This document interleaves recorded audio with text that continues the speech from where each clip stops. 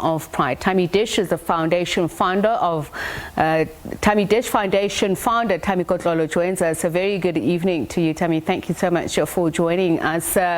So you raised the flag earlier on. Just kindly describe to us the flag, how it celebrates LGBTIQ plus rights as part of South African society. Thank you so much, SABC, for having me. I think that the flag was chosen a long time ago, before I even got into the space, but it has colors that represent what we really stand for as the LGBT community. Peace, love, serenity, hope, and everything else that we are about as the queer community. So what colors are those, Thami? Because I know the community does often like very loud, bright colors that the rainbow. Yes. The rainbow color. So it's a red, orange, green, blue, and purple color. And I think the rainbow also just speaks to all of us as humans about just diversity as a whole. We might have our own personal meanings for it, but I think it's all inclusive. It's all colorful, and it's celebratory for all of us. So let's talk about that. The inclusivity. I mean, the community, as you mentioned, face abuse and homophobia on a daily basis. Sure. Is the scale thereof adequately reported and reflected? And perhaps you could just add on what it is that you wanted to add on. Well, I mean, you mentioned earlier on that it was raised and it was a symbolic exercise that we're doing. Also, we're very grateful that it was able to be raised at, the highest court of the land, at the Constitution Hill. This would be our second time that we raise it.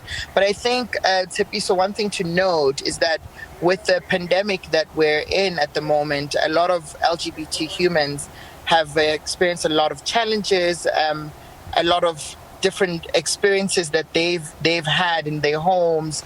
I've just heard in the previous story you had around a shelter, things where we discuss safe spaces for our LGBT or queer people to exist in. Those have been like huge challenges for us. The country and the world at large has experienced issues around mental health, stress, but also for queer people, it was largely influenced by the environments they were in. So there was a growing number of children who were writing to us who were highly stressed because their homes weren't comfortable. They were living in spaces where they were discriminated against and they weren't feeling safe. There were lots of trans humans who could not find shelter because even in our country, we do cater for women at large, but and children, but there aren't any homes and shelters for trans bodies who are in there. So psychosocial services were made available to a large number of our community. Typically, I talk about issues around just, the mental health is a big thing amongst ourselves that wasn't taken care of. We spoke about issues around social development. Lots of us exist in either a creative space or also looking at the stats of how many jobs have been lost. About 2.2 million jobs and counting have been lost in the country. And many of our LGBTQI plus humans who already were experiencing challenges of employment or economic advancements or opportunities got into that space. So let me just jump in there, Thami, and say, because we have a constitution that already protects the rights of all, where is society, the criminal justice system failing the community? As you mentioned that it was more illuminated during COVID-19. So what activities are you also planning to highlight some of these failures and how they can be improved on?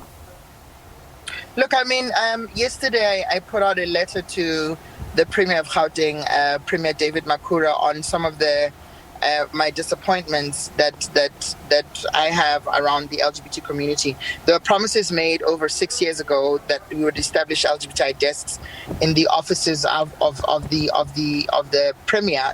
And I think those efforts were meant to be made for us to be able to table most of our discussions or even our issues, but also find solutions and assign funding to be able to run research and find out how many kids are they really who are committing suicide as a result of being who they are or being bullied. The experiences in schools have become even more violent in terms of bullying. So there isn't enough training that's been put in to sensitize or to also educate, ECDs out there who are going to be able to understand how to treat an LGBTQI human or child or others in that space. So there isn't enough funding or towards the programs that we actually want to implement. But my issue is that, we can continue to make promises to a community of people who feels right for you and not uphold those promises,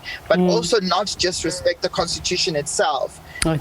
The COVID has taught us now that there's so much more that one can do, but also it's exposed these kinds of things where these inequalities have resulted to this point where we're writing open letters. All right. So, Thami, we will continue with the conversation with you at another time. Unfortunately, we have run out of time. Thami Kotlolo, founder of Thami Dish Foundation. We will have a special focus on the situation in the United States, global markets reacting earlier on to U.S. President Donald Trump.